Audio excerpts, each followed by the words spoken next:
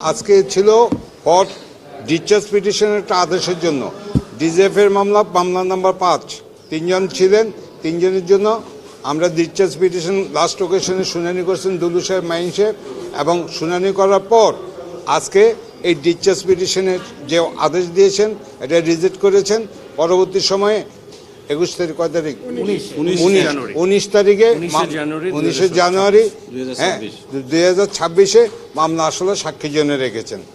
আর এমতো অবস্থায় যে দুলু সাহেবের একটা জিনিস ছিল, এখানে একটা রিভিউ পিটিশন, আবারও বলে একটা রিভিউ পিটিশন সাবমিট করবেন, এটা কোর্টের নোটিশে দিয়েছেন। আর অন্যদিকে আজকে একটা চমৎকার জিনিস হয়েছে, যখন রিড আউট করতেছিলেন লর্ডশিপ, তখন কিন্তু ওইটা বাংলা তারা যাতে বুঝে যেটা আইনে আছে আইনসঙ্গতভাবে বাংলা রিড আউট করেছেন। ওনারা তারা বুঝছেন কিনা এবং বুঝছেন ওইভাবে ওনারা প্লিড করছেন নট গিলটি। ওনারা বিচার চাইছেন পরবর্তী তারিখ সাক্ষীর জন্য। ইনশাল্লাহ আগামী তারিখে সাক্ষী ম্যাজিস্ট্রেট হবে। আমাদের অব্যাহতি খারিজ, আমরা কিন্তু আরেকটা নোটিশে দিয়েছি যে ওনারা যে অবজারভেশন দিয়েছেন এই অবজারভেশনগুলো কিন্তু আমরা রিভিউ করব ওই অবজারভেশনের উপরে, তখন কথাটা বলতে পারবো।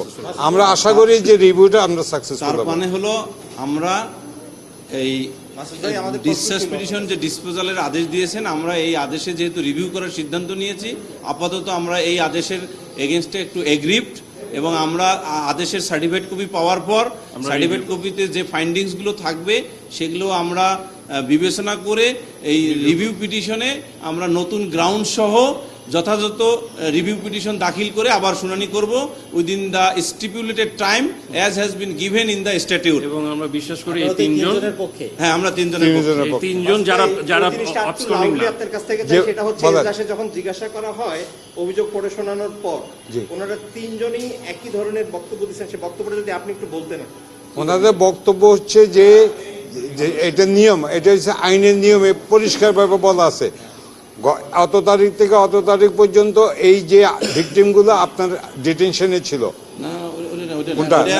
বিষয়টা হলো আমি বলে দিই, এই বিষয়টা হলো যে ওনারা যে ওনাদেরকে জিজ্ঞেস করা হয়েছে যে পয়েন্টে, সেই পয়েন্টটা হলো আমরা মানে আমাদের তিনজন অভিযুক্ত ডেফিনেটলি এবং অ্যাবসলিউটলি ডিনাই করেছেন they are not responsible in any ways for the charges brought against them. অর্থাৎ যে সকল চার্জ গঠন করা হয়েছে এই অভিযুক্ত তিনজন আসামির বিরুদ্ধে, তারা এই আসামির বিরুদ্ধে গঠিত অভিযোগ ডিনাই করেছেন এবং নির্দোষ দাবি করে বিচার প্রার্থনা করেছেন।